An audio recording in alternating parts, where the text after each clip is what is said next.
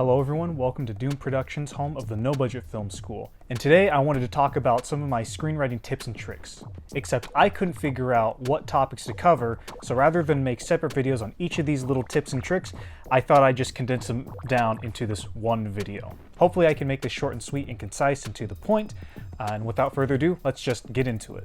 Tip number one, the script format doesn't matter. It doesn't matter at all. For an example of a Hollywood version of this, look at the screenplay for A Quiet Place. The link will be in the description below. If it's a good script, people will read it regardless of how you format it. Yeah, format matters if it's going to be read by a script reader in Hollywood, but you're a no-budget filmmaker or you're an independent filmmaker, so the only people who are going to be reading your script are your cast and crew. All you need to worry about is, do you know what's going on the page? Does your crew know what's going on the page? So don't worry too much about formatting, just try to make it an engaging read. Tip number two.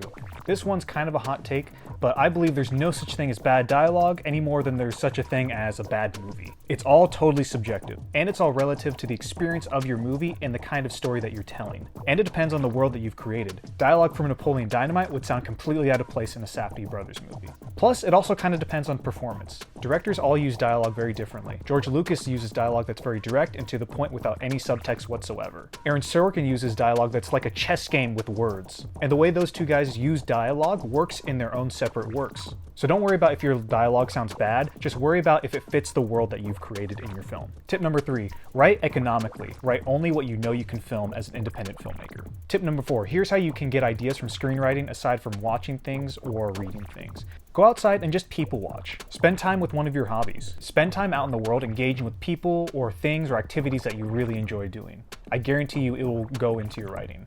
Or don't worry about dialogue. Write in placeholder dialogue and know that you're going to improvise things on set. Tip number five, no one can teach you how to write. You have to just learn by doing it yourself, and you're going to develop your own voice along the way. And my sixth and final tip for you all is read screenplays and watch movies. You should read scripts because they'll give you a good idea on how to write. Sometimes it's hard to communicate moments when you're writing in a script, but if you can think of a similar instance in another script that you've read, and you can take a phrase, a moment, a transition from that screenplay, steal it. Plus, you'll be able to see how different writers write. Try to emulate a style that you identify with.